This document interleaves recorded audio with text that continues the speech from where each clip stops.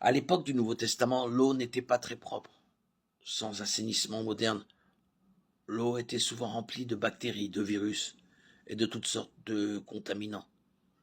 Il en va de même dans de nombreux pays en voie de développement aujourd'hui. En conséquence, les gens buvaient souvent du vin ou du jus de raisin, car il y avait beaucoup moins de risques d'être contaminés.